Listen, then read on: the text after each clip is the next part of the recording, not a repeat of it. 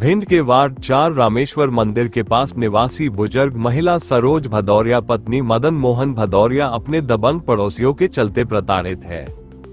सरोज भदौरिया के पति बीमारी से पीड़ित हैं। लंबी बीमारी के चलते उनकी सोचने व समझने की शक्ति कम हो गई है।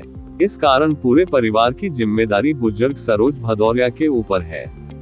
वो एक गरीब अबला महिला है। इसके बावजूद भी दबंग अमित सिंह भदौरिया पुत्र राजेंद्र सिंह जब वह अपने पति के इलाज के चलते ग्वालियर आए तभी उनके मकान का ताला तोड़कर सारा सामान निकाल लिया और कब्जा करने के लिए मकान तोड़ दिया।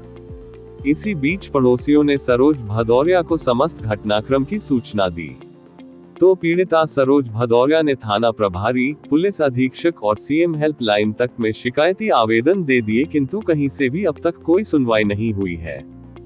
पीड़िता परिवार सहित अब बेघर हैं, किंतु प्रशासन से उन्हें अब तक कोई भी किसी प्रकार की मदद नहीं मिली है।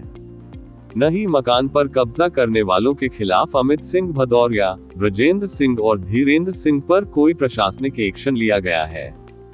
पीड़िता सरोज भदौरिया ने बताया है कि अमित सिंह भदौरिया जो पटरी road Bhind Bhadauria farm house में रहता है, वह हमेशा दारू के नशे में रहता है, बात करने पर गाली गलौज करता है एवं जान से मारने की धमकी देता है।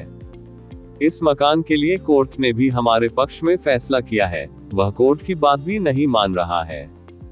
फिर भी प्रशासन हमारी कोई मदद नहीं कर रहा है। उन्होंने मेरे आने जाने का रास्ता बंद कर दिया है। मेरे निकलने के रास्ते में उसने दुकान बना दी है। उसके बाद उसका दुस्साहस और ज्यादा हो गया है। अब उसने कुछ दिन पहले मेरा पूरा मकान तोड़ दिया और मकान के अंदर जो मेरा सामान था वह गायब कर दिया है। पीड़िता की मुख्यमंत्री से गुहार है कि हमारे मकान का कब्जा छुड़वाया जाए और कब्जा करने वालों को सजा दी जाए, ताकि भविष्य में किसी अन्य गरीब को प्रताड़ित न करें। साथ ही हमारे टूटे मकान का मुआवजा दिलवाया जाए, अन्यथा हम बेघर लोग आत्महत्या करने को मजबूर हो जाएंगे। संवाददाता रिपोर्ट, समाचार network Madhyanchal today digital, Gwalior, Madhya प्रदेश।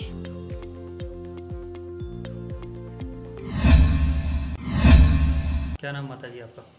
मेरा नाम सरोज भदौरिया है। पति मदन मोहन सिंह भदौरिया, भदौरिया कृषि फार्म, पुरानी रेलवे लाइन, रामेश्वर मंदिर के पास, भिंड। वहाँ पे हम रहते हैं। मेरे पति की तबीयत खराब रहती है, हार्ट के पैलेन से, तो हम उन्हें यहाँ ग्वालियर दिखाने के लिए आए थे।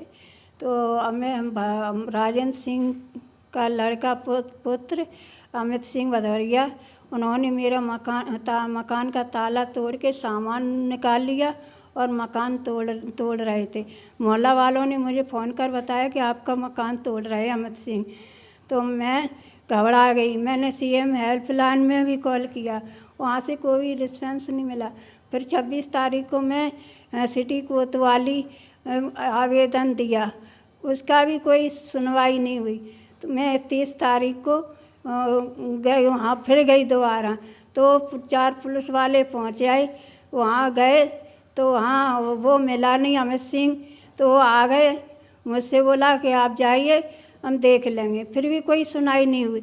मैं 30 तारीख को फिर दोबारा गई, तो वहाँ पे कोई सुनवाई नहीं हुई। तो 31 तारीख को मैंने एसपी ऑफिस में आवेदन दिया, वहाँ से आवेदन दे के आ गए। आज तक कोई सुनवाई नहीं हुई है। 15-20 दिन हो गए हैं, वहाँ पे कोई सुनवाई नहीं हुई। वो कब्जा कर रहे हैं। मेरे मकान पे ना कब्जा करें। मुझे प्रशासन से आप सब पे भरोसा है कि मेरे मकान वो कब्जा न करे और उनके पास FIR हो, उनको बंद कर दिया जाए, जिससे मेरी सुनवाई हो। और प्रशासन से मुझे उम्मीद है कि मेरा जो सामान गया है उसका मुआवजा मिले, और मकान तोड़ा है उसका मुआवजा मिले। और मेरी सबसे प्रार्थना है, मुख्यमंत्री से प्रार्थना है, अपनी लाडली बहनों की बहुत सुनवाई करते हैं, तो मेरे मोहन यादव मुख्यमंत्री से प्रार्थना है कि वो मेरी सुनवाई करें और इसको अमित सिंह को कड़ी से कड़ी सजा दे, जिससे हम गरीबों की सुनवाई हो जाए। अब मैं कहाँ जाऊँ? कौन लोग तोड़ रहे हैं? वो अमित सिंह भदौरिया है, उनके चाचा हैं वो ब्रजेंद्र सिंह भदौरिया, और उनका जो एक लड़का है हम गए तो हमसे लड़ाई लड़ रहा था। बोले तुम देख लेना, हम तुम कुछ नहीं कर पाओगे, हम तोड़ रहे हैं। उसका नाम है धीरेन्द्र सिंह भदौरिया। जिन लोग हमसे बहुत परेशान कर रहे हैं। अब आप क्या चाहते हो?